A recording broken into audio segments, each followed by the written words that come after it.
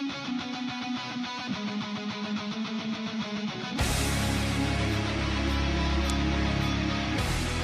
right, hello YouTube. Welcome everybody to episode 4 of D&D Sports Chat. We're going to be going live here in just a moment. Konnichiwa. Konnichiwa. Oh dear. You ready to go live? Yeah. All right.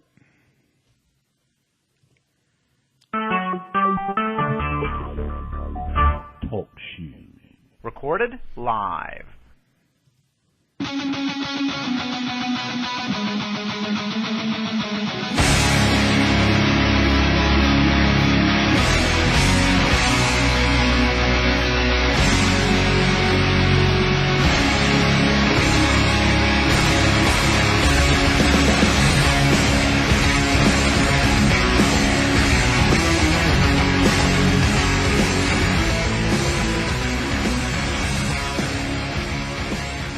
Good evening, everybody, and welcome to episode number 4 of D&D Sports Chat, coming to you live from the studio here in Garden City, Michigan. I am your host, Derek, alongside my co-host, as always, Mr. Dan Bartley. Dan, how are we doing tonight? Doing well. How are you? Doing pretty good. I know that it's been a pretty busy day as far as Michigan goes, and find out the results of the Michigan primaries last night. Mm-hmm. That was all important. We both got out there and voted, and I think we all know about what is very important in voting is that it is the American spirit. Fight for the rights of every man. I am a real American. Fight for what's right. Fight for your life.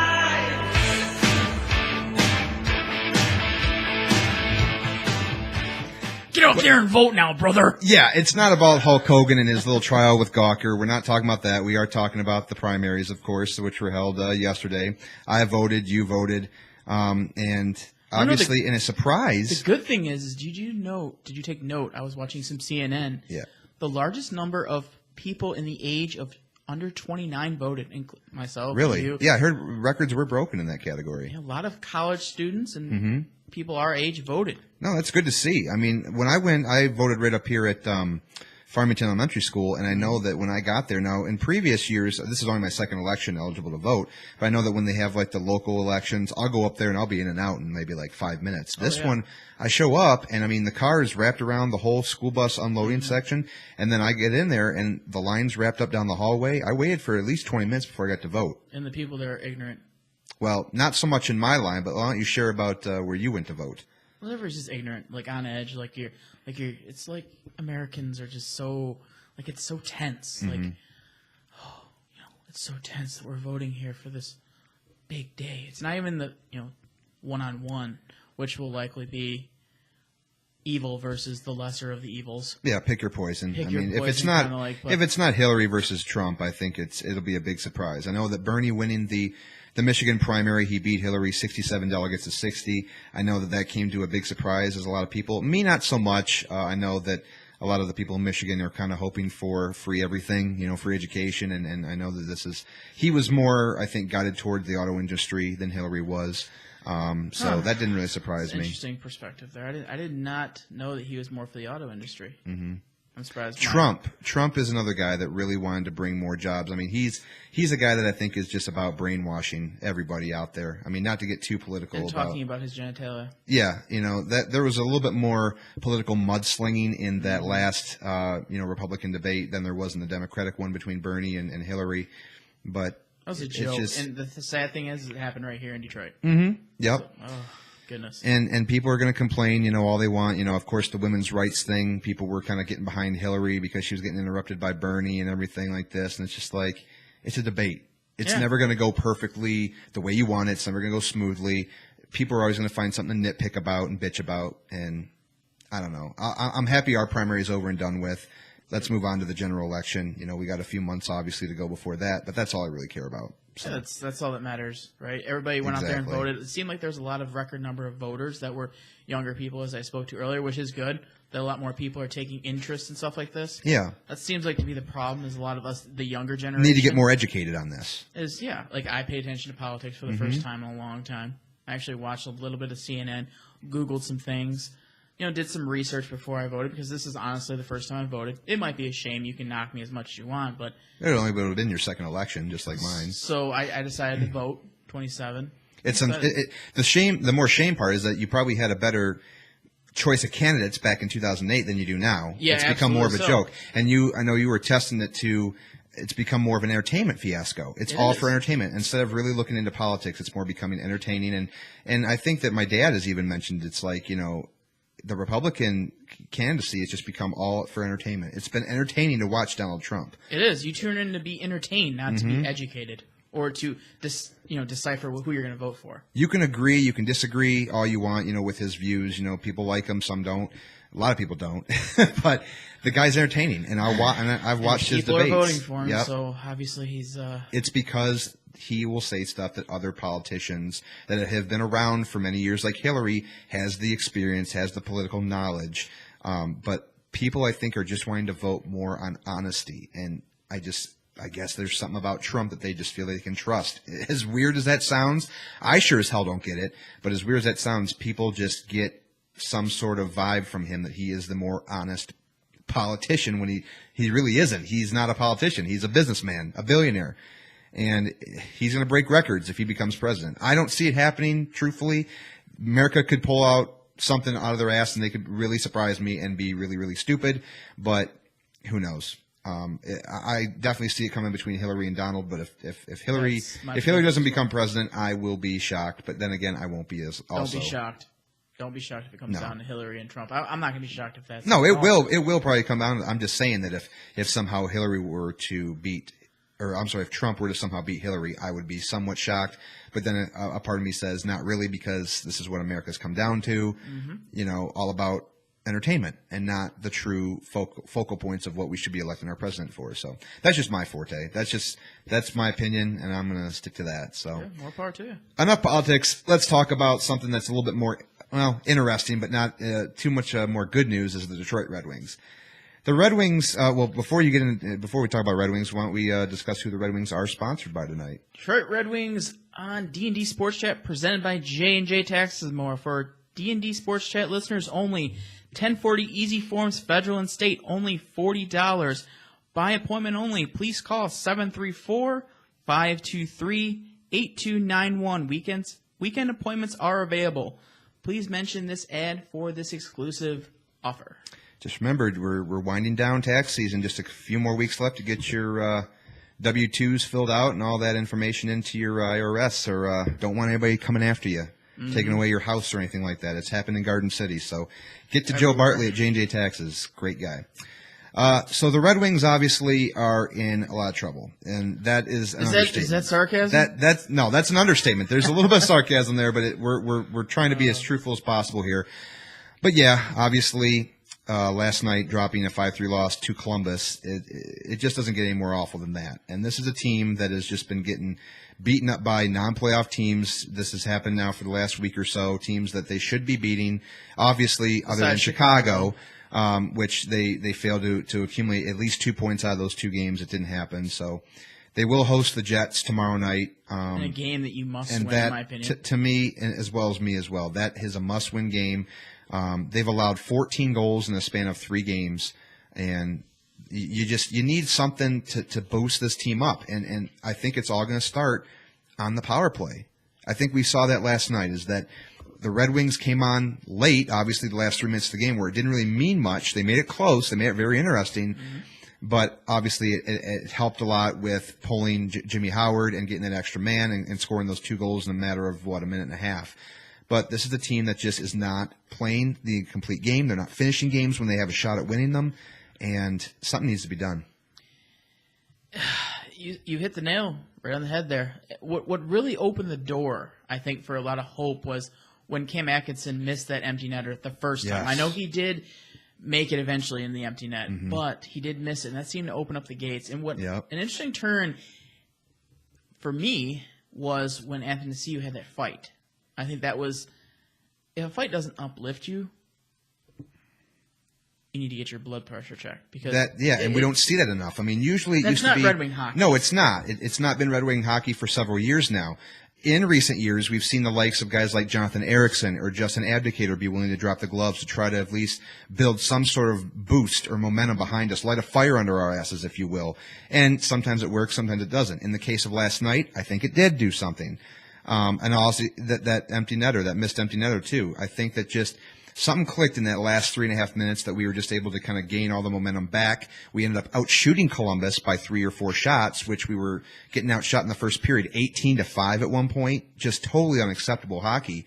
And yeah, I mean, we're getting all these power play chances. I think we ended up being, 1 for 4, I think, on the power play, 1 for 5. We had a lot of power plays in that third period, which we finally executed on, but it was too late. This is a team that is very mediocre as far as stats are concerned. Now, when you look at the power play, this is a team that has genetically been very, very good in recent years on the power play. This year, they are towards the bottom, just 17.3%, good enough for 22, ranked 22 in the NHL. Their penalty killing, which has also been somewhat decent over the last few years, is also suffering. They're a little bit better, though, at 80.4. But I think the main focus right now is the goals per game. Mm-hmm. This is a team right now that is just scoring 2.5 goals a game, which is only better for 20, just like their power play, 22nd in the league. Not acceptable. This is a team that has so much talent, they're just not knowing how to register it and how to put wins together in complete games. And if they can't get that together in the next couple of weeks, they're out of the playoffs. The biggest concern that I have is when you look at this team, when you go down all the lists and all the facets of hockey, this team has no strong suits. Nope. There's nothing that you can say, okay, the Wings are good in this aspect. The Wings are good in this aspect. Looking down the list, this team doesn't really have a strong asset right now. It used to be goaltending. But now with Mrazek crap in the bed, back to square one. You're back to, okay, you got to rely on the veteran Jimmy Howard. Let's hope Jimmy Howard can pull through. And then Jimmy Howard had a so-so game last night. I wouldn't blame Jimmy Howard for last night's loss. No, of course not. But that's the biggest concern is what can be a strength for this team? The penalty kill? And I'm not going to say, a lot of people are saying, oh, it's Drew Miller. Drew Miller's absence. Mm-hmm. No. I don't believe it's Drew Miller. He's not that big of an impact player. His role is to kill penalties. I get that. Mm-hmm. But he's not – I don't consider Drew Miller to be that impactful that this penalty kill would fall apart without Drew Miller. When you have Glendening – when you have Sheehan, you have so on and so forth that you can put out there and log those minutes to kill penalties. And I think really, I mean, Blashill's tried everything he can with as far as jumbling up the lines, trying to get guys that are not so used to playing with each other, guys like, Tatar and Nyquist and Larkin playing together, and it's not working, And this is my other point. To this. Is Jeff Blashill a problem? We haven't heard that yet. Is the assistant coach the problem? Is there some problems with this team that we're overlooking? Is it the coaching? Mm-hmm. Is Blashill doing too much? Is Blashill mixing things up too much? No chemistry with the lines. Is that a possibility? You got to look for some sort of answer. And it seems like everybody wants to point the finger at Jimmy Howard or Peter Mrazek. Look for your coaching staff. Your coaching staff is just completely mixing things up, maybe to the wrong extent. Right. Well, we actually have a caller on the line right now. Let's see who this is.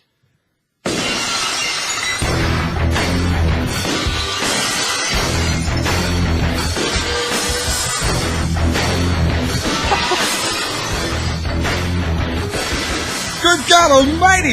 Who the hell is this? Hello? It's Chris Mickle, man. What's going on, guys? Oh, man, Chris, what is up, man? Nice to see you back on the air. It's a pleasant surprise. I get Stone Cold music today. Yeah, I guess so. Yeah, last time you were on, it was Kurt Angle. This week, we decided to roll with some Stone Cold. Kurt Angle retired last night. Did he really? Officially? Yeah, in TNA. His retirement match was against Lashley last night. Oh, well, no.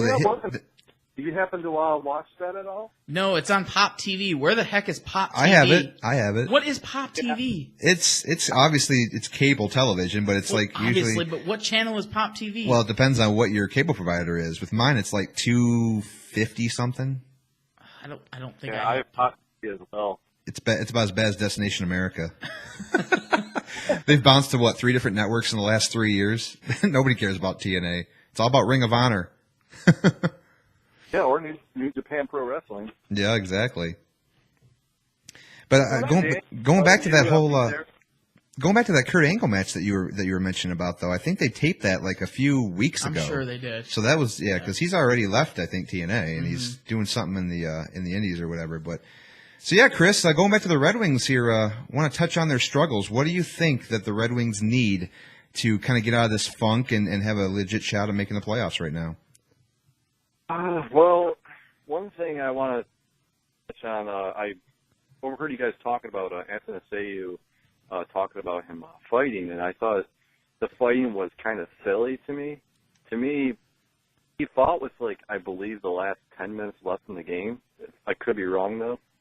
In a 3-1 game.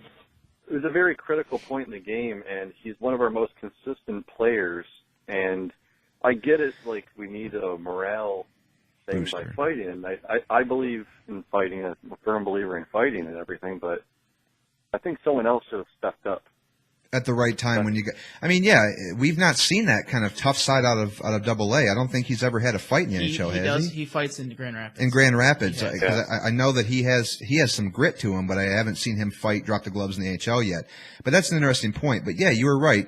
I know that we were kind of going back and forth last night about having the wrong guy step in to take the gloves off. Either it's going to be number 8 or Anthony Seiyu, Ablocator or Anthony Seiyu. That's who's going to fight. Jonathan Erickson. Jonathan Erickson. He doesn't want to fight. But that was our spark. But unfortunately, yeah, it did take him off the ice for 5 minutes, and that's I think the point that Chris is trying to attest to is that I don't have a problem with him fighting at all. Just like Danny pointed out, he's a fighter and everything. It's just the wrong guy at the wrong time, I thought. But that's just my personal opinion, I guess. It did seem, this is just my own perspective, I know it's Anthony Seiyu, and he is your most consistent player right now as a whole, and he is going, so you don't want him off the ice for 5. But it seemed to me that they seemed to get a spark or a little bit of a jump after he dropped the gloves. And I think he dropped the gloves with the right guy with Columbus, and he hung in there pretty good. I believe it was Matt Culvert. Yes. Like if he would have had a fight with, I hate to be a homer, Jared Boll, he would have got destroyed. But he fought the right guy with Columbus. Yeah. He handled himself well. Okay, move on. Mm-hmm. Yeah. I think, too, is that, a lot of people are putting this whole loss on Jimmy Howard, and we've talked about Jimmy Howard. It wasn't his fault. He was beat twice during 2 5-on-3s. I mean, the Columbus power play was clicking on all cylinders last night, and skaters like Brad Richards, he said it best, is that he played as if in quicksand. The details of playoff hockey is what he said, have come to the forefront here. And guys that are outside of the playoffs that have no shot at making it in, they're playing teams that are having a shot like the Red Wings, and they're playing them so tough, you think it was a playoff game. Last night's game had somewhat of a playoff feel to it. Did you feel it somewhat? Just the way that Columbus played us, I felt like it was somewhat of a playoff game.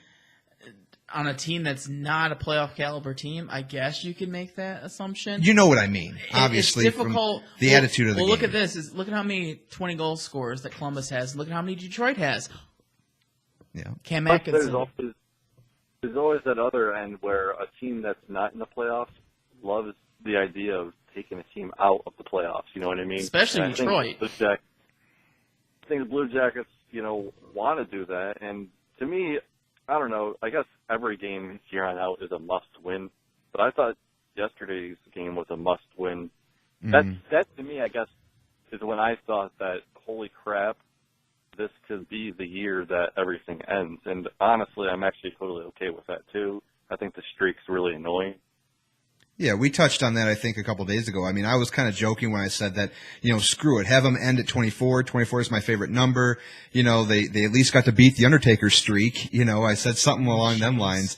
But, it's nice to have the streak. It's nice to have playoff hockey here in Detroit. The fans are absolutely nuts when it happens. But when you kind of get into a whole rhythm of losing, which we've now lost in the first round the last 3 years, it just gets really old, and it gets tiring, annoying, it gets repetitive. And it's like, if we don't have that extra step to get over the first round, like we did in 2013, for instance, against Chicago, the Ducks, and then we actually came close to beating Chicago in the semifinals, then why even make the playoffs? I'm okay. I've come to the terms that I'm okay if the Red Wings did not make the playoffs this year, because they need a wake-up call. They need that something to shoot for the following season. And next year is the farewell season at the Joe. Yes. So you want to have a good showing next year, or miss the playoffs next year and say, Let's open up the new arena with a fresh record. Yeah, with a whole fresh record. It really would be farewell to the Joe if that was to happen.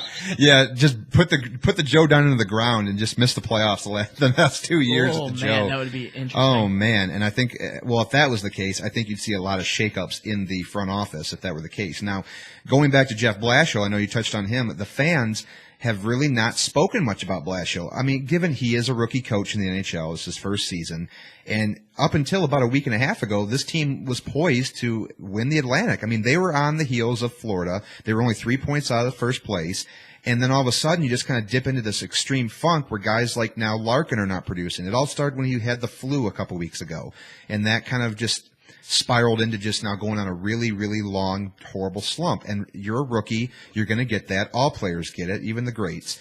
And then you got guys that we discussed last night, Danny, about Nyquist and Tatar, how they haven't been producing. And it's so funny because after we touched on it, Tatar scores, Nyquist. Yeah, and then Zetterberg as well. I mean, we touched on Henrik Zetterberg not being one of the best captains in the league. And granted, he's not. But I know we kind of went back and forth about Henrik Zetterberg and how has a lack of motivation on this team, and we don't see much of it on the ice, and we see probably a little bit more of it in the locker room, what we don't see. But I don't know. I think that we're quick to judge on a guy like Zetterberg, and I think there's other teams in the league that have worse off problems than we do at leadership positions. Definitely. Oh, so the Red Wings, I think that they wouldn't have picked Henrik Zetterberg, 4 years ago when Nick Lindstrom stepped down as their captain for no reason at all. That's the thing too, is like I'm all over Twitter all the time, and like the things that you're touching on about Tatar and Nyquist and Zetterberg. The thing that bothers me about Zetterberg a lot is people say he's not passive at all, or he's too passive. Sorry. Yeah. I think he's not passive at all. Like a lot of people listen to him. He's a leader on and off the ice. He was groomed for captaincy, dating back to when Yzerman was there. I mean, if you go back and read the articles, if you actually even go by that, it's your personal opinion, I guess. But it was even noted in there. I also think he's a really great two-way forward. Maybe one of the not so much one of the best in the league now, but he was in the past. Mm-hmm. He's a threat on the ice. Him and Datsuk. Every single time they have a shift. Zetterberg and Datsuk, for me, they've always been good, but I think that you see the caliber of players that are on the league, and you see them too as a whole. And yes, they're very good in their own right, but they're not in the top 5 caliber players that some of the other teams have. Zetterberg is a good leader, but not a great leader. Derek and I were texting back and forth last night, and who I thought was the best leader is Jonathan Toews. And I went with Alexander Ovechkin. And I like Jonathan Toews because Jonathan Toews is vocal on the ice. He'll drop the gloves. He lets his actions speak. He goes out there and produces. He's a little bit chippy when he needs to be. Mm-hmm. And he's a good locker room guy. And he's always doing the good interviews. He's not going to go in there and tell the reporters exactly what they want to hear. Kind of like what I think Zetterberg does a lot. Zetterberg seems like he's reading from a script when he's doing an interview. Yeah, he's not the greatest as far as giving post-game interviews. And Jonathan So Toews, it basically sounds like Zetterberg then is basically what Case is, except Zetterberg doesn't drop the gloves, is what you're saying? I think that actually Zetterberg is too passive. I think he's too relaxed. And I like a guy, you don't have to be a rah-rah guy. That's not really what a captain is. But David Backes is another example. Yes, he fights. Okay, I get it. But he produces, he jaws, he protects his teammates. And I know that's not exactly what you want to have every single night. But that's why I like Jonathan Toews. Jonathan Toews does things on, off. He also sticks up for his teammates. Jonathan Toews fights. You don't want your captain fighting. You don't want your best player fighting. At least all the time. I mean, it's captains. Ovechkin's done it before. That's why you have other guys on your team like grinders and guys like enforcers that can actually protect Chicago your captain. has Andrew Shaw. And that's all they need. I mean, that's kind of like our Darren McCarty from the 90s, but the Red Wings don't have a guy like Shaw. I guess, too, when we're in the playoffs, Zetterberg steps up, a ton. And he's going to have to. For the Wings to make it past the first round, Zetterberg and Datsuk have to. The Euro Twins have to make an appearance. They have to be productive. They have to be every night. They're going to have to be on the scoreboard because I'm really thinking Larkin's not going to pick things up a whole lot. Anthony Ciu is going to be there, but he's not going to be that force that he is right now. Teams are going to catch on. Darren Helm can't finish to save his life. No. Nyquist, Darren Helm. Oh my God. Nyquist and Tatar will be invisible because they're small. They got lots of speed. Also can't finish and try to get too cute with every chance they get. They'll be invisible. They'll throw the third and fourth line out there to rough them up. Forget it. It's funny that you mentioned a guy like Darren Helm, a guy that we were really kind of bummed about when he went down last year with injury. He was gone for a good part of the season last year. We still were able to manage well without him. But Darren Helm is a guy that's just like, where have you been? Darren Helm's a guy when you get the puck, you're like, okay, he's got some speed. He's breaking away. Okay, dish it off. Get rid of the puck because you know he's not going to finish. No, he's not. All Darren was good at was impersonating Todd Bertuzzi. A much younger version of Todd Bertuzzi without the toughness and the grit.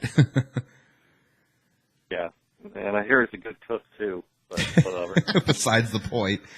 But no, I mean, back to the Red Wings as far as right now is concerned.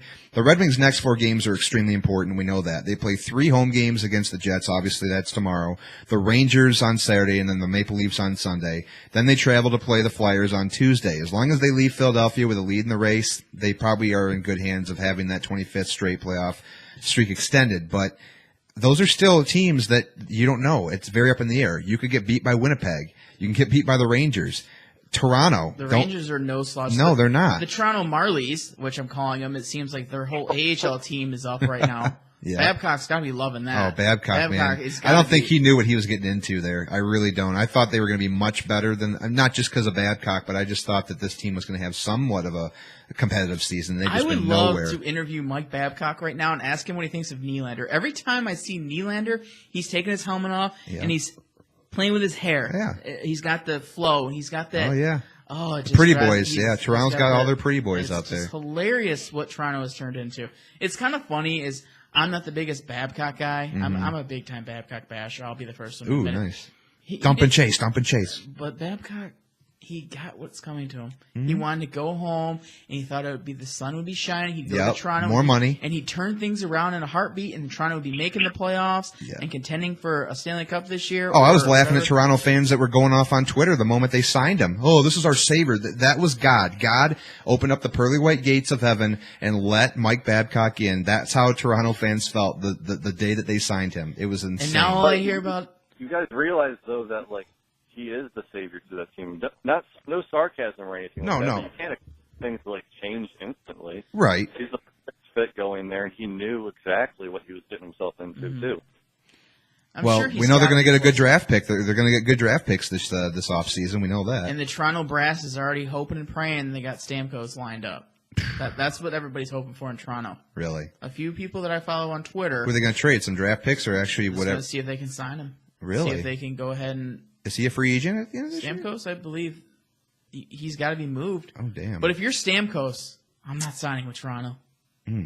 There's no way. No. I wouldn't. That's like career suicide. Yeah, you still got a chance to win a cup. I mean, you're in your prime right now. You're still a 40, 50 goal scorer. Shit.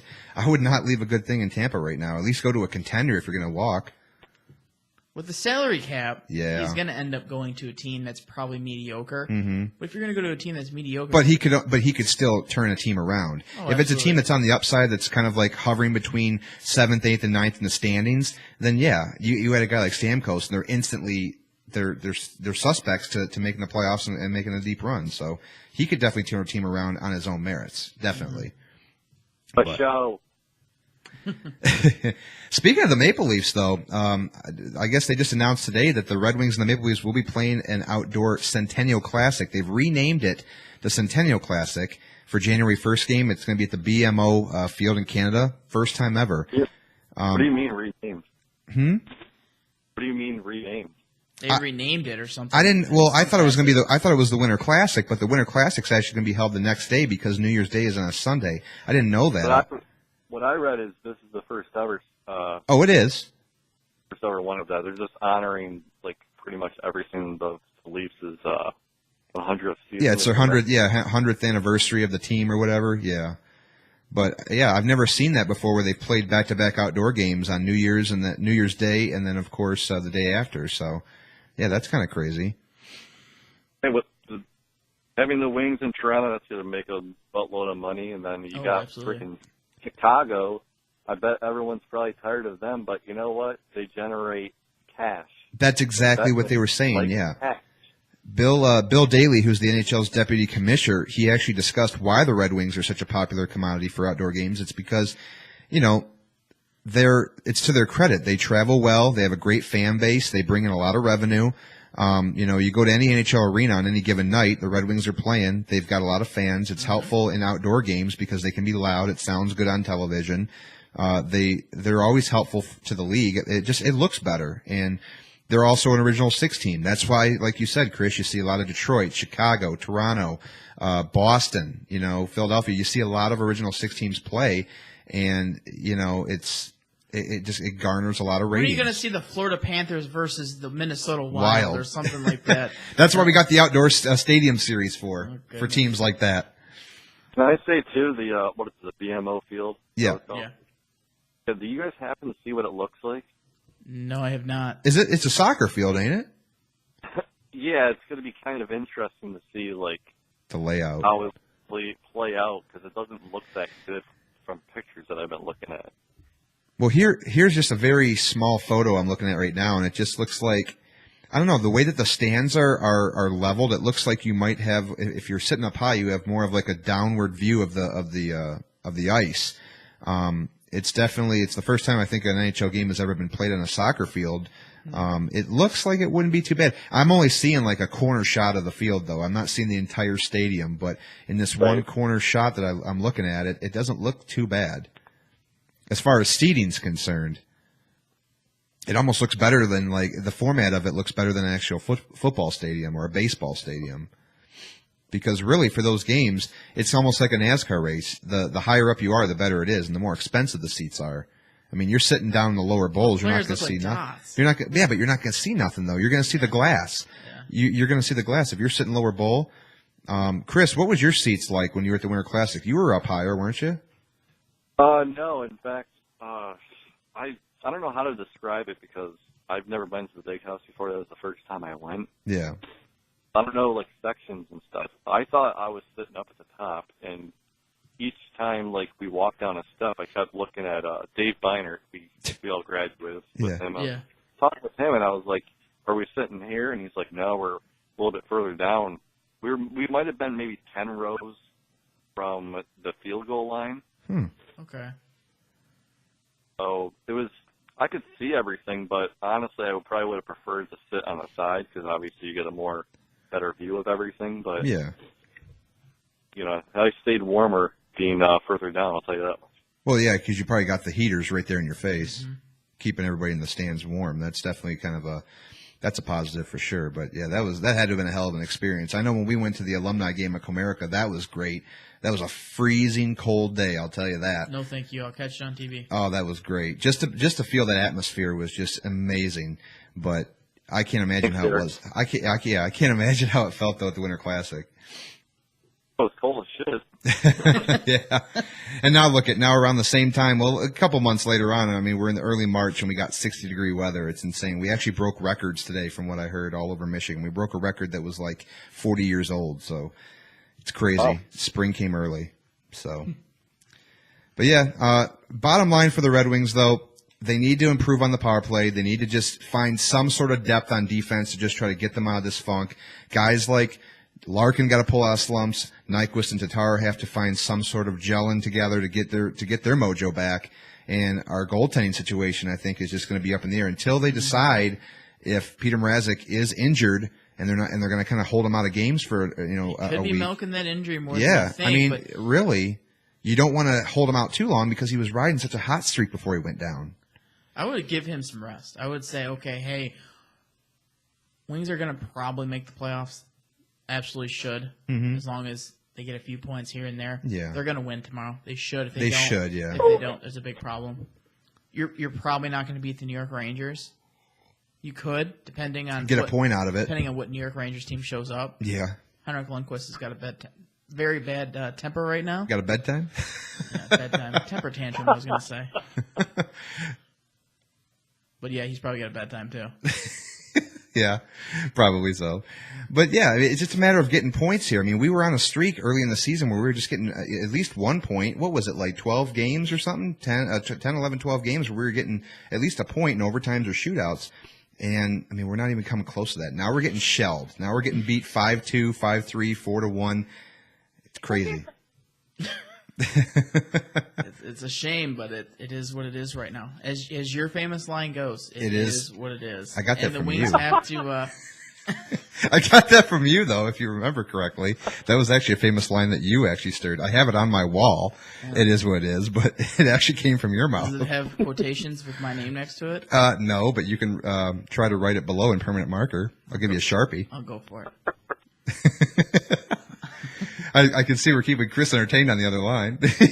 I'm so sorry. I'm getting distracted by something on TV right now. I'm watching My 600-Pound Life. I have watched that show before. It's pretty depressing to watch. I will say that. God bless those people. Hearing you guys say it is what it is, and that just always makes me laugh. Yeah, well, some people are born to eat. It is what it is. Hey, no fat jokes here. Hey, not at all. I did not say the F word.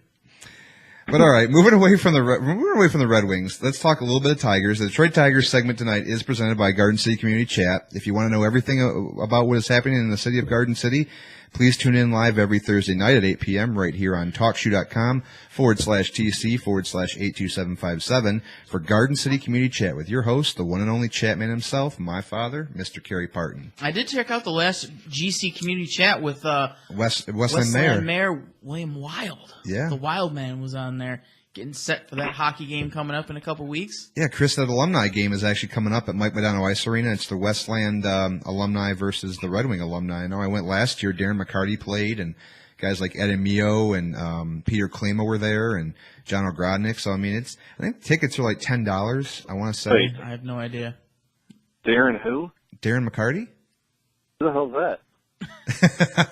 Grind line member of the Detroit Red Wings, famous back in the late 90s, early 2000. Ring a bell? Oh, yeah, the guy that will be in Novi this Saturday. They always advertise that commercial. He's got all of his teeth. Well, not real, but he does have a nice smile now. Smoking that marijuana. No, actually, speaking of marijuana, I saw an article. Well, he has his medical marijuana card. He's doing it legally, Danny. Remember that.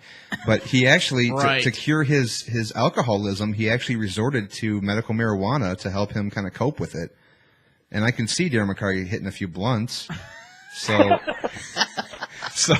when I read that story, I thought to myself, oh, damn, that thug McCarty. But then I read about it, and I was like, oh, he's got his medical marijuana card. Never mind, he's doing it legally. Never mind. He's a good man. He's a good citizen. He is. I mean, he wrote a book. He got sobered up. I think he definitely turned his life around. He's one of those guys that I think you want to use as kind of a staple for people that are battling addictions and alcoholism and drugs, whatever. And yeah, I think he definitely turned his life around at the right time, or else I think he'd probably be dead right now. So. Yeah, write a book and roll a fatty, and you're good to go.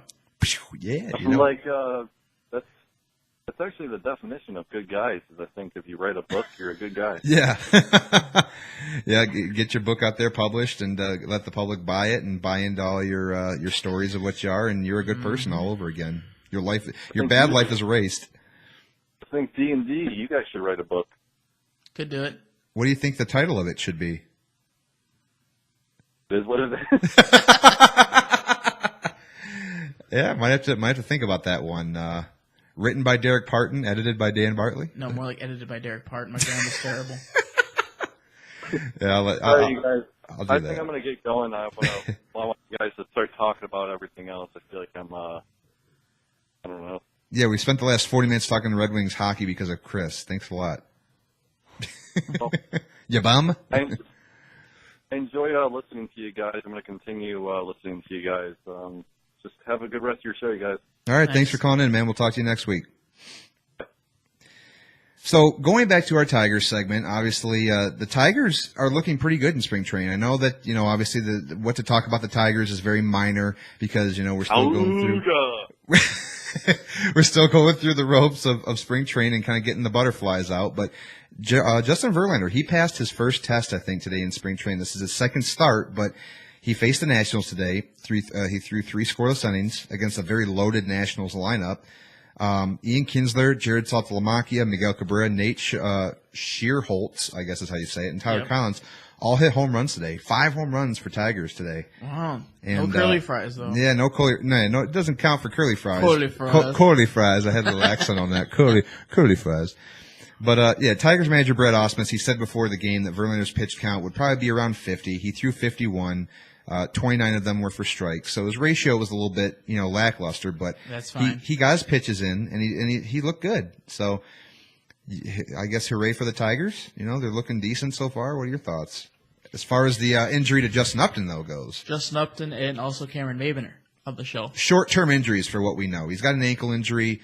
He's on the short-term DH right now. I'm sorry.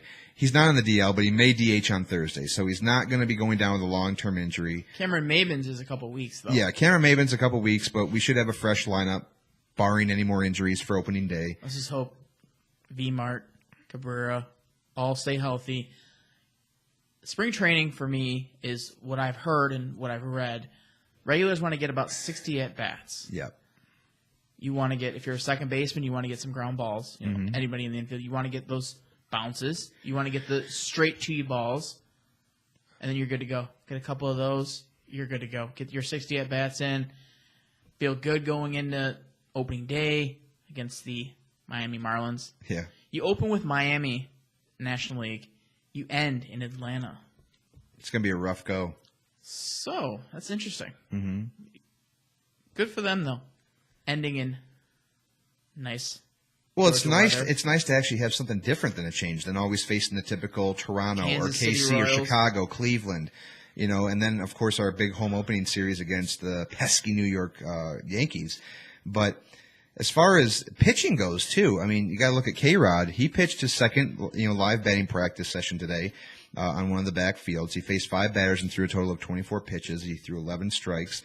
Ausmus said that Rodriguez didn't complain of anything afterwards, but the Tigers will wait to see how he feels today before determining when he'll pitch in his first game of the spring. It's possible that he could pitch as early as Saturday when the Tigers host the Pirates in Lakeland. So, as far as getting him, you want to get him to feeling where he's healthy and obviously raring and ready to go. You don't want to rush him in there and to get hurt long term. I think they're going to really take baby steps with him because they don't want to have. I think that's, and you want to save your bullpen arm. Yes. The Tigers last season really overused. They're going to be walking on eggshells with this bullpen this year. I feel like they're going to be a little bit more cautious with it, a little bit careful. You don't want to have a repeat Joe Nathan on your hands, which I don't think K-Rod will do. But this is definitely going to be a bullpen that is very fresh. It's a whole new slew of faces there, and the expectations, I guess you can say, are kind of high. But at the same time, you gotta be a little bit worried of this bullpen. The bullpen has gotten better. Yes. But until you see it in the regular season, I'm not going to evaluate it. There's some guys down there. Wilson can throw hard. I think the Tigers actually have 2 Wilsons now, Alex Wilson and Justin the Wilson twins. So both of those guys stay healthy. Francisco Rodriguez has a couple blown saves. I can live with that, as we touched on last week, I do believe. Tigers will be just fine. Yeah. Tigers should be fine. A lot of experts are not predicting the Royals to be that good again this year. And look what they did last year. Mm-hmm. I think they predicted them to win like 78 games last year, and they ended up winning it all. So obviously, some of these experts, per se, beat writers, whatever you want to call them, predicting very well. No. And the Royals again this year are not predicted to do very well. So, and the Tigers are kind of in the middle of the pack, not expecting to make any noise in the AL Central. The AL Central this year should be really good. Oh yeah, and it's going to be interesting to see what pans out. The Royals don't have the juggernaut offense the Tigers have. The Tigers have the 1 through 9 A+ lineup. The Royals have that lineup of guys that are going to sting you, but not necessarily going to burn you every at bat. The White Sox are a team that is kind of, you're not real sure what you're going to get out of both pitching staff and offensively. You add Todd Frazier. That's a big bat in the mix. You have Chris Sale With the Cleveland Indians, you got Michael Brantley. I know I think he's on the shelf right now, but that rotation is what scares you with Kluber and Salazar and the arms that they have and that they can throw out there at you, and they're very effective. And the bullpen is kind of like the Tigers. It's kind of overlooked a little bit, but they're a team that can be dangerous. Right. I think also when you come from a team like Chicago, the White Sox are a team that a lot of people are picking to win the Central this year, be surprisers. And that's a team that I picked too. I feel like the Chicago has, obviously they got new faces as well to try to dethrone the Royals to win the Central. What are your thoughts? I mean, do you think that they've made enough moves, as far as pitching and offensively to challenge the Royals? No, because I don't think the offense is quite there. I think that besides Brantley and Kipnis, they have a very good left-handed predominant lineup. They have a few lefties, which I wish the Tigers would have some sort of power in the lefty. I know Tyler Collins is that guy that a lot of guys are like, oh, Tyler Collins and V-Mart. You can't count on Victor Martinez for power. I'm counting on Justin Upton, Miguel Cabrera to bounce back with the power numbers. Cabrera's not going to hit 18 home runs, I believe, what he did last year. He's going to hit you more home runs as long as he's healthy. As long as Cabrera's healthy, he's going to hit you up in the mid-20s, maybe early 30s. That's just wishful thinking and being optimistic. Right. But the Tigers should have a decent team this year. As far as contending for the AL Central, it's going to be a really, as you would say, a crapshoot. The Royals are still the team to beat, in my opinion, because... Well, yeah, I mean, 2 years in a row, World Series. I mean, how can you go against that? Their core, their nucleus is all still there. Yep. They're all still a part of the team. They lost Johnny Cueto to San Francisco, but Big Johnny whoop. Cueto was not... He didn't really make much noise in the postseason for him. He wasn't the guy that they wanted. I think that they kind of got the... Short end of the stick. as you would say, short end of the stick with the Cueto deal. Yeah. Yes, they won the World Series, so all is forgotten. You don't remember... It was a anything. feel-good story, of course, losing his dad in the middle of the playoffs. That was obviously a big heartbreaker, but, I'm also forgetting about the Minnesota Twins. Yes. The Minnesota Twins is also a team that... they pop up out of nowhere. They seem to, like last season, it was Torrey Hunter's swan song. He went out with a nice little run. The Twins were competitive. Yeah. Joe Mauer is fading quickly. Joe Mauer was the big predominant catcher. Now he's playing first base. Some DHing. I mean, do you think he should be kind of relegated to DHing too? DH first base. You want to save his career. He's not the guy that's going to hit you a lot of power. I know they acquired, I'm not even going to try to pronounce his name, a Japanese prodigy, a guy that came from Japan that has a lot of upside, and they're looking for him to have a lot of contributions with power. But you don't know what you're going to get from those guys with Japan. That's what a lot of those guys, Hideki Matsui and Ichiro Suzuki and some of those guys that came from Japan, Ichiro Suzuki is the biggest success story. And he still is. His career is winding down. But Ichiro is still a very good asset with the Marlins. Hideki Matsui was very big for a year or two, and then it seemed like his career was derailed because of injuries. It seemed like he got the injury bug. It seems like all the Yankees players have injury bugs, unfortunately for Yankees fans. But I'm still very up in the air about who wins the AL Central. And that is really, and I haven't really, usually you can pick, every your clear-cut favorite the every NL year. Central every year is the St. Louis Cardinals. Mm-hmm. The AL East this year, Boston Red Sox or New York Yankees. The good thing for the Tigers is they're going to see the Yankees when Chapman's suspended. Yep. So that three-headed monster in the bullpen is only down to 2. Mm-hmm. So the Yankees don't really have the starting pitching, is what I would think is what the Tigers do as well. So if you're going to look at the analytics aspect of it is the Tigers are still a very competitive team. The only thing is what are you going to get from Norris? Mm-hmm. The guys that you would think are going to be assets to this team, helping them in as far as on the mound. Norris is a guy who you just don't know enough about. He didn't get many starts last year. He went down, obviously, with an injury that kind of ended his season. Thyroid cancer. Yeah, and the thyroid cancer as well. Got that all cleared up. And now this year, obviously coming on as a high prospect. So what you want to expect out of him is kind of mediocre. I mean, it'd be cool to see him win 10 to 12 games, but you're probably not going to see that. I would see expectations be low. I'd say Rick Porcello-esque numbers from when Rick Porcello was here, but 9-9, better 9-10. stuff than Porcello, more strikeouts than Porcello. Oh yeah.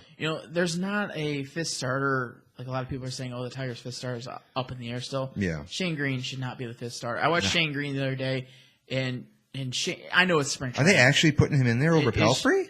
Mike Pelfrey starts, and then Shane Green comes in. Oh.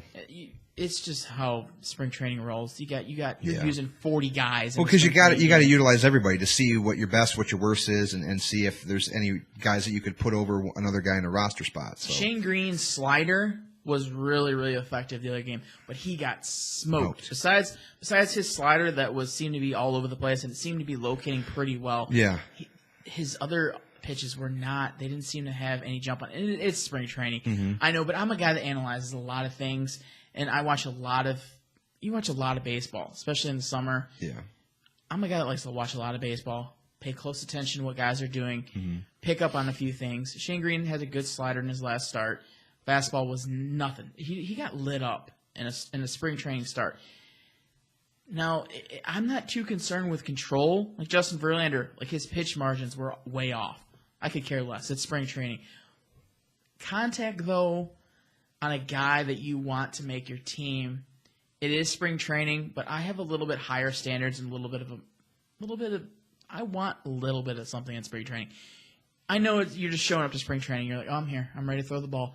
And you basically, as a pitcher, you're just throwing your fastballs, maybe a few off-speed pitches. But you don't want teams, single-A players, teeing off on your third, fourth starter. You're going to get that in spring training. You're going to get that, but you don't necessarily. Do you want to see your ace pitcher, Justin Verlander, getting lit up by an A player? It's more than just an off day. It's definitely it's a game that's not going to happen very often. But in the case of Shane Green, when you are battling for a roster spot, I mean, you're going to probably get it. Not a fit. Mike Pelfrey's going to beat you out, obviously. Mike Pelfrey's going to beat you out. Bullpen, obviously, and you want to ride some momentum going into the regular season. Granted, we still have a whole other month left. You got a long time, but I still do not. It does not look good at all. This is asking a lot, and I get it, spring training, and I don't take much out of spring training, but I don't like to see starting pitchers that are quality ace pitchers, like a David Price, like a Justin Verlander, so on and so forth. I don't want to see them get lit up by A-ball players. Right. It just seems like it kills momentum, it kills their confidence, and it just it kind of gets people talking bad about, well, oh God, what's wrong with them now? If you get lit up by an A-ball or a double-A, whatever the case may be, then you're kind of like in the doghouse, and you're just kind of having to kind of start all the way back at square one. Like, I might be asking a little bit too much. Like, I know spring training is all about fun. You're basically just, as a hitter, you want to get your 60 at-bats, and you want to move on. You're ready to head to the big leagues. You're head to Detroit, whatever town you play for. With pitchers, you want to start about your fourth, fifth spring training start. In my perspective, you want to start having your mechanics, your velocity starting to develop. All that locked up. You want to have some things established. You don't want to be going into opening day in April and going, oh man, my fastball's not, my velocity's down. Oh, my curveball's not dropping. You want to finish what you start. And it's something to say that you're kind of, if you're struggling right now, we've only had a handful of games in spring training, but when you are down to that last start or two, somebody like Justin Verlander, he wants to know that he has as much confidence in his stuff heading into that first start of the opening. He's your opening day starter against the Marlins. Yes. So he's, in my opinion, and guess who he's going to face? Jose. Yeah. I mean, these and guys. Guess what's going to happen? Is he going to get lit up? Jose is going to light the Tigers up. You think? No, Tigers are going to be at least 8-9 strikeouts opening day. Better hope and pray that they can get him out of there early. It's going to be a task because this is a team, especially when you got a guy like Justin Upton who is already batting, .91 in spring training. He's already racked up like over 20 strikeouts already. That's a stat that I look at and I say, okay, he's a strikeout machine as it is. I'm not going to worry about that. In a series against the Marlins, I can see, because is it a 4-game or a 3-game? I believe it's just like 2 or 3, to be honest. I think that you're going to see a guy like, Justin Upton probably strike out about 10 times at least in that series, if not more. Against their ace, you're looking at least a strikeout there. Yeah, at least a strikeout or 2. You don't want to see him go 0 for 4 or 5. You don't want to see Giancarlo Stanton hit a ball 450 feet off Justin Verlander either. And Miami's ballpark. I like Miami's ballpark. It's a beautiful ballpark, but isn't it more of is it a pitcher-friendly ballpark? It is a pitcher-friendly ballpark. It's not really deep, so You know, that might be their Stanton, saving grace. But Stanton, man, can hit him still out of that park. He's a guy that, oh my goodness. You wonder if he's juicing, but he's not. No, he's not juicing. He's just simply powerful. He's got talent. Good player. Yeah. Now I want to bring this to mention. My dad actually texted me not too long ago about this. I'm gonna go ahead and I haven't even actually brought this up to you, so this is gonna be new to you as well. Do a D&D Sports Chat fantasy baseball this year. My dad brought it up. My dad's like, oh, you and Derek set it up, or I'll set it up. Do a little D&D fantasy baseball, just for bragging rights. You know, throw in no money unless you want to throw in money. You can throw in $10 or whatever, or whatever you feel comfortable throwing in, or just do it for fun, bragging rights. Yeah, it's possible. And held the live draft on Yahoo, and have some fun. See who wins. Yeah, get Steve maybe involved. I'm sure Steve might already be in a league or no, so. Steve was mentioned to me that was he? Fantasy baseball, it's that time of year. I'm so bad. I'm so bad at fantasy baseball. I can always do well in football, but fantasy baseball and hockey, the two sports that I'm the most knowledgeable at, I suck because it's a longer season. I think it's because they play more games. Baseball is extremely difficult. It is for fantasy baseball. It is very. You got to be dedicated to do fantasy baseball. I'm very good at hockey and baseball both. I very rarely do not play. The thing is that after just like a month or so into the season, I get away from my lineups. I just get away from it. I forget to set them, or I just forget to check them and see who goes down with injuries, and that's really why I suck at them. But there's been times too where I've actually had a decent team on paper, and I just get no luck at all. I just have bad weeks. It happens. But I'm gonna throw that out to the listeners. If you want in, I'm sure there's a few people that maybe possibly want in. Maybe I'll create that in the next couple of days. Got a ways to go. Maybe the draft be best like on a Saturday or Sunday. Not sure. Have to talk to. We'll plan it out. We'll see as it gets closer to the season. We got almost a month yet, so I mean we'll unroll the details as they get closer. So as far as the Tigers go, we'll talk more about them as spring training starts to kind of wind up here, and we'll keep you guys informed week after week about what our previous scores are, injuries, and all those updates that you guys need to know. This is something that we never have touched on really about. I know we did it with Steve as far as Calvin. We were talking just a couple weeks ago about when Calvin Johnson was going to be announcing his retirement. How long is he going to be holding out for? And sure enough, it was definitely very, very long. And the fact that he did this via statement, he didn't hold a press conference. What are your thoughts on that? Because I felt like this is a guy of his caliber, Hall of Fame player. Some people are saying not so fast. In my opinion, I feel like he's definitely Hall of Fame worthy. He is definitely Hall of Fame worthy. In a short 9-year career, I feel like he could have been Hall of Fame eligible 2 years ago. Unfortunately for Calvin Johnson, he played for the Detroit Lions. Yes. Didn't get to showcase fully what he was able to. If you put him on a majority of different teams around the league, I think that he might have had some deep playoff runs. Unfortunately, rings. He had possibly some rings, especially if he paid for New England Patriots, Denver Broncos, whatever. Unfortunately for him, he was a Detroit Lion, and kudos to him though for sticking by, not demanding a trade, not being a cancer in the locker room, which a lot of players do. One of the most respected players in the league, not just Detroit. He put his head down. He played hurt. He did his job, and as fans, we're owed nothing by Calvin Johnson. The thing that I don't like is the statement. I want to see a presser. I want to see him go out. Like, it was a very nice. I mean, we don't really see a lot of emotion out of Calvin. He's the guy that could be emotional. Maybe he didn't want to deal with the tears. But if you know Calvin, like if you dive into him, and if you're, personally, that he's not. That's not the kind of guy he is. He's not a rah-rah guy. No. He doesn't want to stir the pot. He's good with the media. He's very well-rounded. He knows. Did wait a long time, but thankfully he did this before the draft. Mm-hmm. But it was a little bit too long. Save the Lions some money as well, because I think if he would have waited until, I think it was Wednesday, he could have been on the payroll for this year's team. So he did retire at the right time. And the Lions made a move right off the bat. Boom. Yeah, exactly. And today, obviously, get the sign of Marvin Jones, who a lot of people were looking at and saying, like, is he going to be a legit replacement for Calvin? And absolutely not. And he's not. And the fact that he is younger, he's only 25.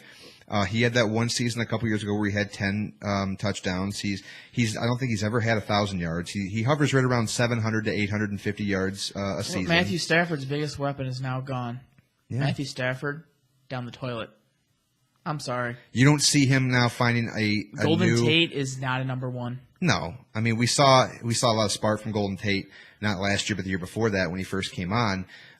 But as far as Golden Tate. I do too. I'm a big Golden Tate fan. He's not a number one. No, he's not, and he wasn't in Seattle either. But as far as making this big move, They're signing Marvin Jones. The deal's worth 5 years, $40 million, includes $27 million in the first 3 years. The agreement between Jones and the Lions, of course, is just less than 24 hours after the Johnson retirement. Johnson's retirement obviously is going to leave a huge hole with this team. And Golden Tate, being on that line with Jones, I feel like could kind of create that distraction that Calvin had when he had all these receivers, when it was Tate getting the majority of the passes when Calvin was hurt. You think now you're going to see Tate kind of as that decoy? I think Tate's going to be the guy that teams target. So you're thinking that Jones will be the decoy? I think that is probably what's going to happen, but I think the Lions got significantly worse by losing Johnson retirement, also losing Sue. I think that you lose two big guys in the past couple of years. As much as Sue wasn't really an impactful player with the Dolphins, he still is a force. He still is that guy that is the guy that you want to have in your team, even though he's kind of a nut job. Yeah. But but Johnson's the guy that now, if I am Matthew Stafford, I'm pleading that he comes out of retirement because that is your weapon. That is your guy. They had great chemistry. He saved so many balls that could have been interceptions. That Matthew Stafford had just wasted away. And double coverage, triple coverage. We know it. Matthew Stafford's numbers will continue to be deplete and just go down in the toilet. And this team, everybody thinks the Lions are going to get better, but they've taken some step backs. Take a step forward and 3 steps back. It seems like every year, and the optimism for Lions fans is always growing. Oh, yeah, we got this guy. Well, this is going to be the season where Jim Caldwell proves that if the last year was a fluke, because now this is the season where you are legitimately on the hot seat. Same for Brad Ausmus and the Detroit Tigers. This is now going to be Jim Caldwell's. Is he going to sink or is he going to swim? That's the way I look at it. And when you're looking now, you got to start off hot, and our schedule looks pretty favorable. I mean, that's, I think, one of the good things we have going for us. Very easy schedule. I mean, this is a schedule we should win at least 10 games on the schedule, but it's the Detroit Lions. And now looking back at, this Jones guy, he wasn't viewed as a true number 1 or number 2 pass catcher, when he first entered the league. But, before long, he became the perfect, complement to A.J. Green when he was playing in Cincinnati. Now, in 2013, Jones caught a career-high 10 touchdown passes, which I tested to. He only had 810 receiving yards that year. Each of them came from inside the red zone. He's definitely a deep threat in the red zone. He had 11 touchdown catches. Green had 11 touchdown catches that year, so they kind of were mirroring each other. Now, they were a pretty good tandem in 2013, but as far as where he is now, he has had foot and ankle injuries. It caused him to miss all of 2014.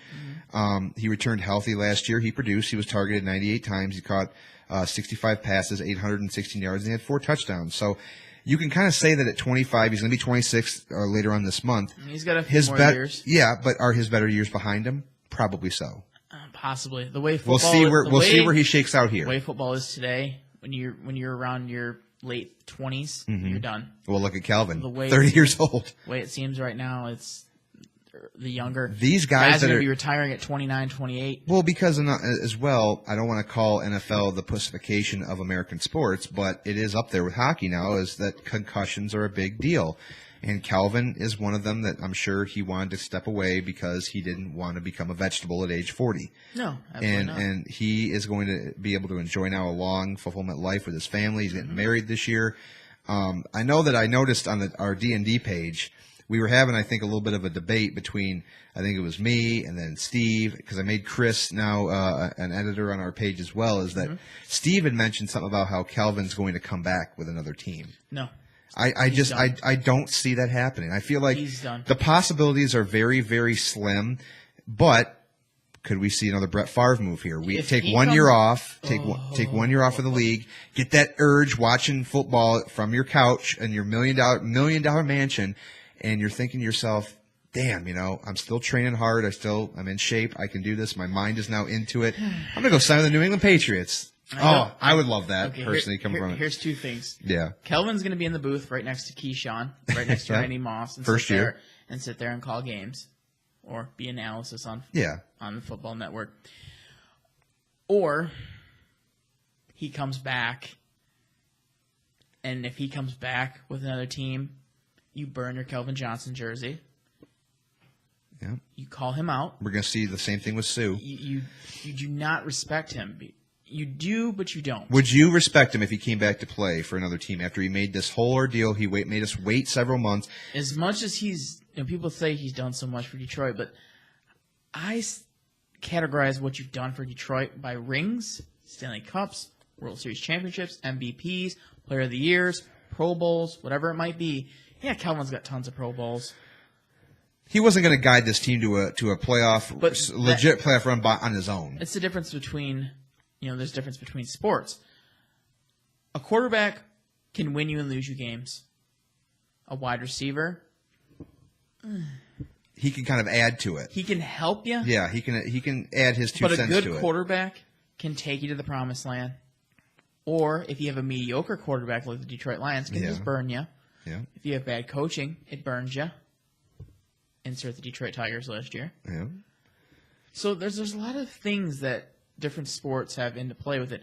Football, I'm not a full supporter of the one man makes a team, which it doesn't. There is no I in team. No. But if there was a guy that can carry teams for professional sports, it would probably be in baseball. Now, if you got a good hitter. Well, because it's easier in baseball because you get 2 or 3 guys on, you hit a grand slam, you could be up 4-0, 5-0, whatever the case may be, and you can hold on to that if you have a decent pitcher. So yeah, I agree with the fact that one guy in baseball can make or break your team, especially going on a consistent run and making the playoffs. I feel like the hardest sport to make the playoffs in is probably football. Only because hockey's easy. Baseball is pretty simple. If you have a good ace and a good bat behind you, you should be able to make the playoffs. Mm-hmm. Yeah, football is because you only play 16 games a year. Injuries, I think, come more common in football. We've seen how fantasy football leagues have depleted because of injuries. Mm-hmm. So in my opinion, that's why it's so impressive to see the same teams that make the playoffs and win championship, like the New England Patriots, for instance, my favorite team. It just makes you that much more impressive. You got a star quarterback. You do. The best in football. Yeah, this is a guy that Tom Brady, he's not drafted high in fantasy football leagues because everybody thinks that, Tom Brady, it's going to be the year where he just falls apart. No. And I got a question for you. You're a Patriots fan. I like the Patriots. I respect the Patriots. You have to. I like Tom Brady. I don't love him, but I respect him, even though he's maybe a cheater, whatever it might be. I'll let that go under the water. Yep. But he gets the job done, unlike Matthew Stafford, unlike so many other quarterbacks. And he has a great line playing in front of him, too. Here comes the big key factor, is he has guys around him that are not notables.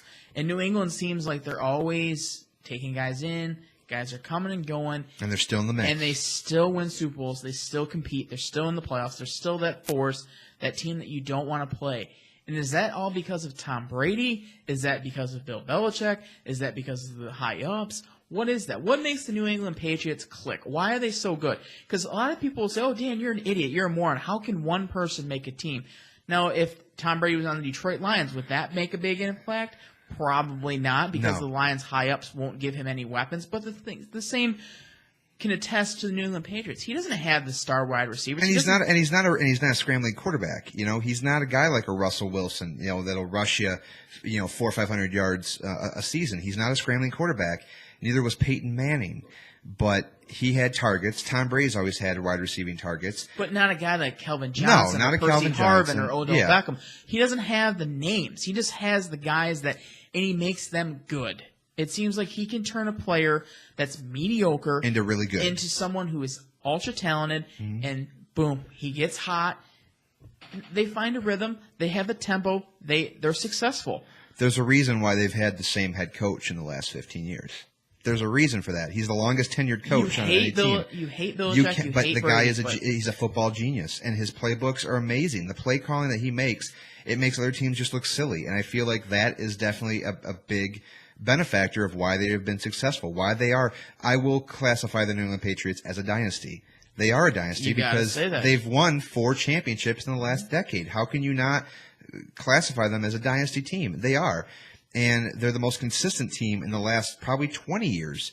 This is a team, even when they had Drew Bledsoe, they were still making runs in the playoffs. So, I mean, you can compare them with an Aaron Rodgers for the Packers because Aaron Rodgers took over Brett Favre's duties immediately, and they've always been successful. They've had down years where they have missed the playoffs, but yeah, the Packers, I think, are probably second behind the Patriots as far as consistency goes. Because look at the division. The NFC North is pretty much a weak division. If you throw in the Vikings, who, you know, they're hit and miss, they'll kind of compete for first or second throughout the season. But ultimately, it's always going to be the Packers overshining everybody in the North. But yeah, I mean, with the Patriots, what makes them elite is, yeah, Tom Brady is a great quarterback, and he has a very unknown offensive line that protects him. You look at him in the pocket; he has all day. As they say, he has all day to bake a cake back there. It's just he does. He does, and you see Matthew Stafford, and he has to hurry. Almost probably 80% of his passes are hurried passes. He doesn't have the offensive line to back him up. The pocket collapses when you get Matthew Stafford. Mm-hmm. And it doesn't help that he's not a scrambler, but the fact that and even when he has enough time back there, he just does not find his targets. He's not good at reading the offense. And he's not very efficient. No, he's not efficient at all. So, I mean, it's so different when you got a guy like Tom Brady for the Patriots and Matthew Stafford. Matthew Stafford has had hit or miss seasons. That one year that he threw, I think it was 40 touchdown passes that one year. Had 5,000 passing yards. You know, broke all these Detroit Lions records. But we just happen to have a very favorable schedule that year. We happen to have everybody stay healthy. Calvin Johnson went off. Mm-hmm. Our offensive line, our defensive line, everybody they came alive that year. And I'm really interested to see what he can do without Calvin Johnson. I think this is going to be a telltale sign. And a lot of people, you think the Calvin Johnson Matthew Stafford haters are bad now. Yep. Imagine this season when he goes in and he throws 3 or 4 picks in a game. Mm-hmm. Imagine when he has these that ratio is gonna look sad. Really piss poor games without Calvin Johnson there to bail him out, because Matthew Stafford is a mediocre quarterback. Yep. He's not going to get you where you need to be. He's had his opportunities. He's had many, many years under his belt, and he seems to have amounted to just a good NFL quarterback. Kind of like Jimmy Howard for the Detroit Red Wings. Good. How fast the fans turn their back on him. Cannot get you over that hump. Cannot win you that Super Bowl. Cannot win you that Stanley Cup. You're 31 if you're Jimmy Howard. Matthew Stafford's been in the NFL for many, many years. Those two guys are a lot of comparison. Big contracts. Had a huge upside. A lot of people love them. A lot of people hate them. But at the end of the day, both of them will not get you over that hump. Nope. That's just my perspective. No, and your perspective is spot on. I mean, it's just they were a decent tandem here for several years. They were mediocre, but just the two of them with the coaching that we have and the play calls that we make and that offensive line, even the defensive line now that is shoeless. We got Ngata, but it's not enough. We signed him for 2 years. Yeah, we signed him for 2 more years, which wasn't a bad deal. I mean, it's what it is, but. Yeah, I mean, this is a team that can win, 9, 10, 11 games this season based off of their schedule, but this is where Jim Caldwell really has to start really making smart moves, smart play calls. See what the Lions do in the draft. See if they need some offensive line help. We need cornerback help. Mm-hmm. Draft another receiver. If you can get a good receiver, 3rd or 4th round, draft him. Had we not picked up Jones, we probably would have been drafting a 1st round receiver. But that kind of takes that out of the talk. So they need some needs. They got some holes to fill. They kind of filled up a little bit of a hole right now, but it's just not going to be enough. I think that they need to make more defensive moves. I feel like this is a team that needs to have some defensive help, and we'll see what kind of hump that they can get over there. But yeah, the Lions. It's just the Lions, man. You can't. It's hard. Nothing is guaranteed with this team. You know that. If anything drives me crazy, it's Lions. Yeah, it is Lions the Detroit football. Lions organization. It is just, I cannot be optimistic about any sports team in here in Detroit. Yeah. It's the Detroit Lions. I cannot be optimistic about the Lions. Oh, Lions can go out and sign a guy that's Tom Brady-esque, that people are comparing Tom Brady, a wide receiver, quarterback, whatever it might be. And I'm not going to get thrilled until I see results on that field. It's so hard. And I give a lot of credit to the Lion fan base that stick by this team. I don't know how people can do it, but that is my little take on the Lions, and ready to just segue right in here to the WWE talk. I guess we're ready for that. Yeah, since you really can't say much more about the Lions, but yes, WWE talk. It's getting hot. The road to WrestleMania is heating up. We're down to just now 3 weeks away. You can say what you want about the build-up. I think now that after this whole Roadblock pay-per-view event, WWE Network special is over with, I think then now, starting this Monday on Raw, you have to start building for WrestleMania. You have to start focusing on your WrestleMania. A lot of the matches are already set, too. Yeah. I mean, the card is pretty much well set with, well, obviously what happened on Raw, the heel turn of Chris Jericho, which I seen that coming. and you gotta laugh at the people that bought the Y2AJ shirts because it was the ultimate. I spent $25 on that shirt. No, you didn't. It's coming in the mail. Tell me. I'm clearly kidding. Oh, I hope so. I hope you did not get that shirt. I was going to say, shame on you. But I feel like that was the perfect troll job by WWE right there to get everybody that was to a buy. quick way to make a buck. Yes, too. yes. That's a smart idea. People have it's a great business. all the returns now on that shirt, and it's like it's a cool shirt to have. But the fact that we're probably going to see AJ Styles versus Y2J at WrestleMania, or you can add them into the Intercontinental title potential ladder match. Nope, have them at WrestleMania singles. 4th time. Yes, you have them 2 or 3 falls, like I said before. 2 out of 3 falls. 2 out of 3 falls.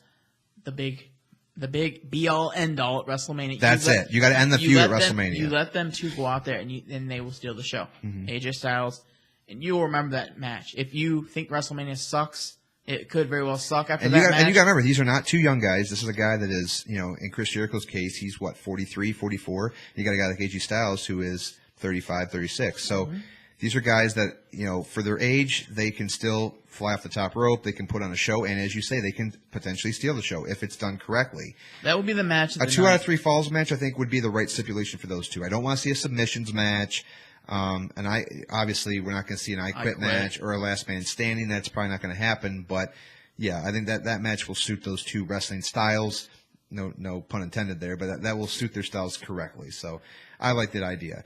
Now, as far as this Saturday night, at Roadblock, I feel like that. Like a few of these matches, though. I do, and I feel like this is kind of the matches that WB Creative is trying to settle everybody's stomach as far as they couldn't get it at WrestleMania, so they're going to give it to us at Roadblock. It's kind of like, I don't know, the best way to say it, I guess it's just kind of to tide us over, to kind of like tickle our fancy a little bit, if you will. Yep. One of them meaning, obviously, the World Heavyweight Championship match between Dean Ambrose and Triple H, which, if they pull a 360 on this, it'd be great. It would be great. It would get Roman versus Dean, which could potentially be a whole nother feud later on this year or even next year's WrestleMania, especially when Seth Rollins returns, which, by the way, he is already back in a wrestling ring training, so that is good news to see.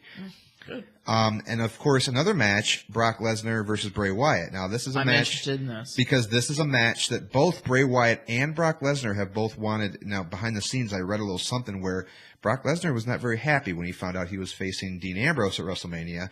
He wanted to face Bray Wyatt, and Bray Wyatt wanted to face Brock Lesnar. So the fact that they can kind of go out there and put everything on the line and just leave everything in the ring at Roadblock, I think that's a match that could potentially steal the show. I like it. I think that you don't really have a face, and you don't really have a heel, in my opinion. Or maybe even potentially tweeners. I think you got 2 tweeners in that match because Brock Lesnar's not a full-on monster. Bray Wyatt doesn't get booed. He doesn't get cheered a lot, but everybody likes him. I'm thinking the whole Wyatt family is going to make sure that Bray finds a way to win that match. You have to have Bray win. You have to. Or Brock takes out the whole Wyatt family. You got to end that match in a way that you might be able to carry something over from that match to WrestleMania. Like Bray Wyatt, oddly enough, does not have any plans for WrestleMania right now. I don't see him being in the Andre the Giant Memorial Battle Royal. That match is not. that match is for Braun Strowman, Eric Rowan, guys that are just begging to get on the WrestleMania card somehow. A guy like Bray Wyatt needs to have a match, but you don't. What are you going to do? You can't throw him in a triple threat match between Brock and Ambrose. So you got to have him probably either in a match with somebody. You got to start a feud with him in the next 3 weeks on Raw, or you have to have him interfere in the Brock and Ambrose match. Mm-hmm. Cost Brock the match. It's an idea. That's probably your best idea.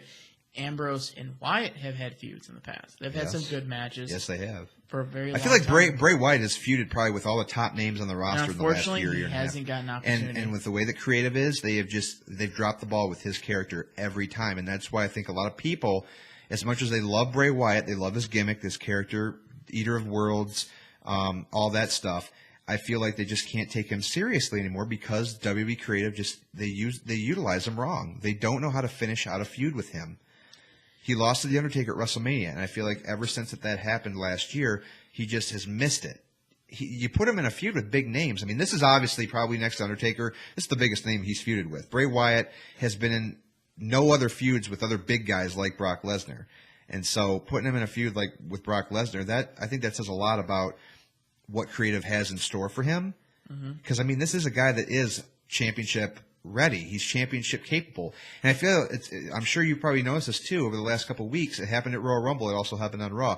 The stare down with Triple H. Yeah, Could that be teasing something? I was hoping. I was like, Sister Abigail, him, please. People have been saying that it's a very small chance, but to have Bray Wyatt added to the main event of WrestleMania because you don't have him in there. The fact that he's been given these stare downs twice now with Triple H as champion, it just that they wouldn't do that. He's not doing that on his own. That is a creative move. That's a creative little poke and saying, hey, let's troll the fans. We might have something, later on in store for that. But yeah, to have Bray Wyatt stare down Triple H. I have an idea. What do you do? And if you're not gonna book Wyatt in a match with a big name guy, this is my solution. And you'll probably hate this, but it's just rolling around in my head, so I'll put it in the airwaves. I might have an idea. You have Bray Wyatt in the ring.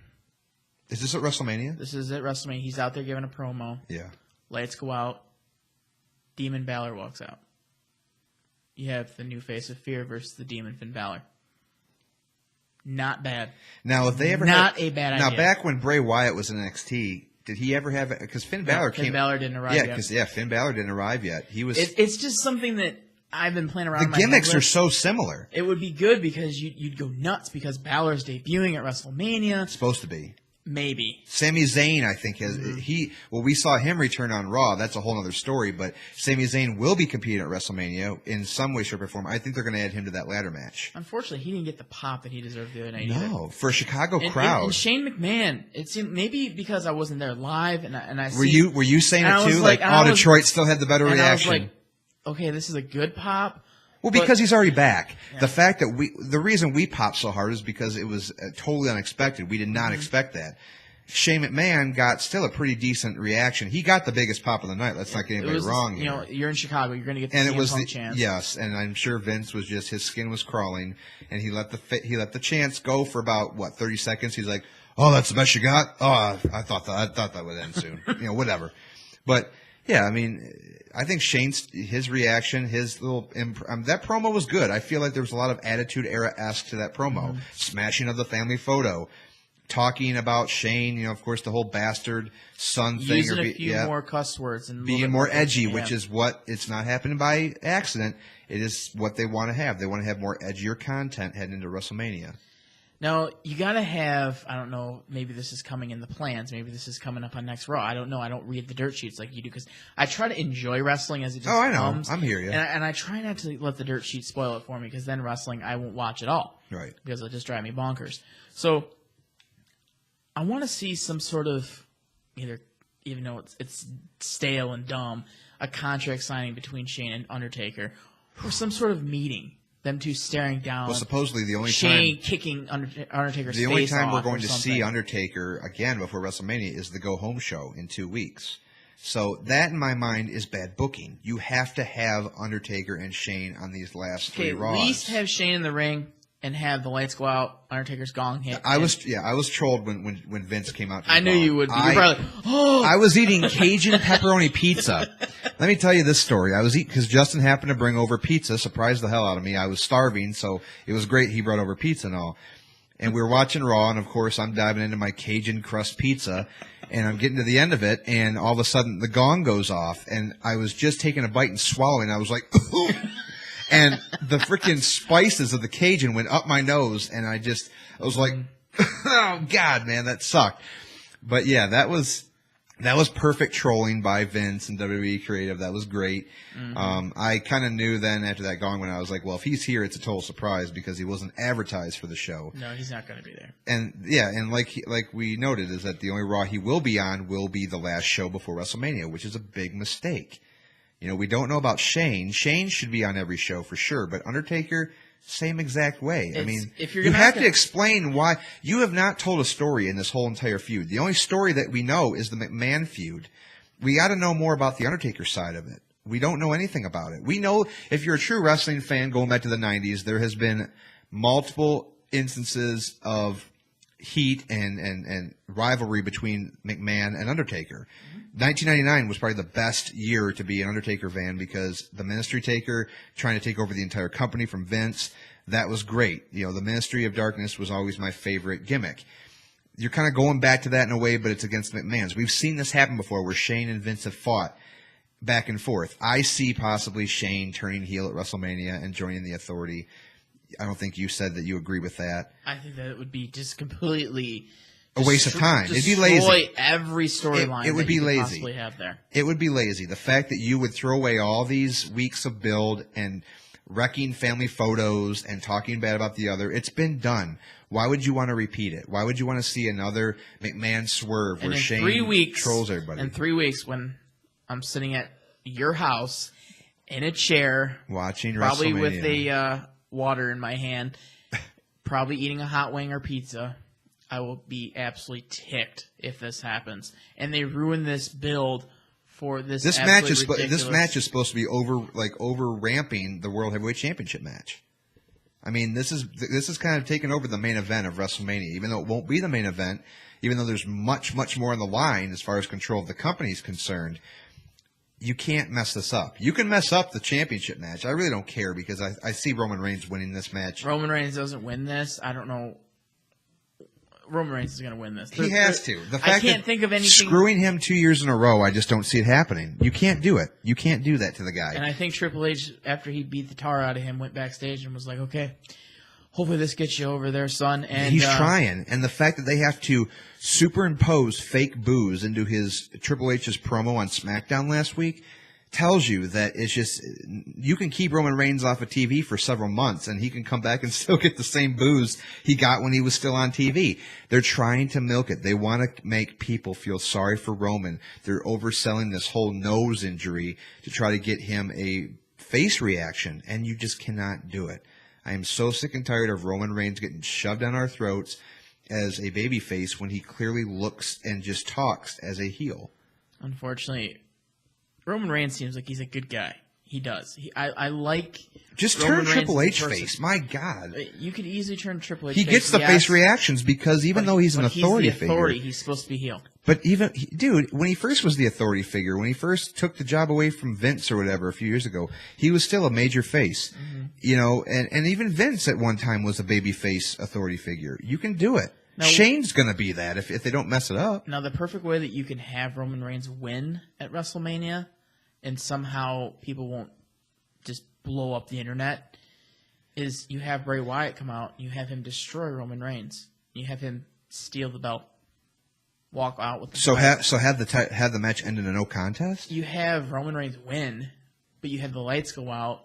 Oh, and have Bray Wyatt steal the shining moment of Roman Reigns.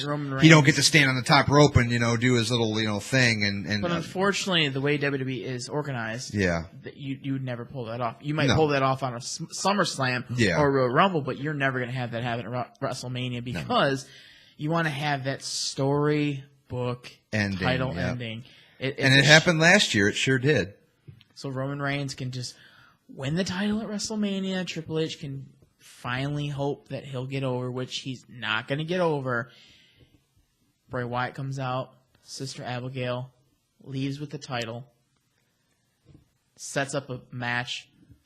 He could get away with that, especially if he didn't have a match at WrestleMania. I think he'll eventually have it. I'm just giving a few ideas. No, it's realistic. I'm giving a few realistic ideas. Yes, Finn Balor is kind of a long shot, but as a fan of Finn Balor and a fan of Bray Wyatt that I am, and just overall wanting to see good quality wrestling as a whole, that match works. Yeah. Or the other scenario that I just brought to everybody's attention is you have Reigns is going to win, whether we like it or not. Yeah, unless the WWE decides to pull a swerve again like they did last year. You have Wyatt just kind of steal the title. Next night on Raw, Roman Reigns is hunting Bray Wyatt down. Bray Wyatt makes the situation somehow, if you fight me for this or you don't get it back. Something corny I don't know about that happening. That's a long shot. That's more of a little bit more of a long shot happening because we know how backstage segments are very, very short to come by these days. We don't see many of them, and I just don't see Roman Reigns hunting for Bray Wyatt all night on Raw. But I can definitely see something with Bray Wyatt. I feel like they're kind of keeping him in the shadows. He doesn't have the fact that he doesn't have a one-on-one match at WrestleMania right now when he should. Everybody else's matches are starting to kind of come into folds right now. Of course, AJ and all the women Chris have Jericho. matches. Yeah, we could potentially have 2 women's matches. We just saw Brie Bella's final and match Lana at WrestleMania. Yeah, Brie Bella versus Lana at WrestleMania. Could Sasha Banks versus Charlotte versus Becky Lynch. Where at Sasha WrestleMania. Banks that should be her defining moment, her glory moment, finally win the Divas Championship. But yeah, the fact that we don't have a Bray Wyatt match is kind of baffling to me, but in the same way, it's like, is creative holding something back for him? Is he going to be involved in the main event? Bray Wyatt versus Kane in an Inferno match. Yeah, Kane. Oh, God.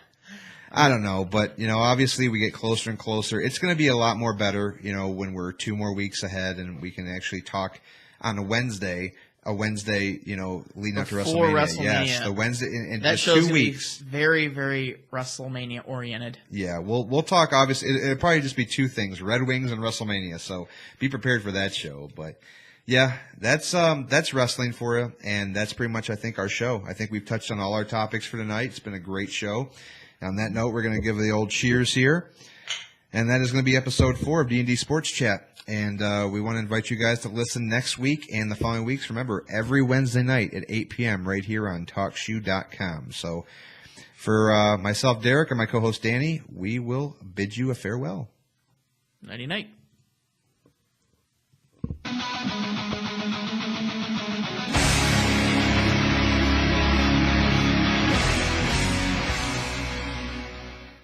Call recording has... Mm-hmm. Let me just end the video there.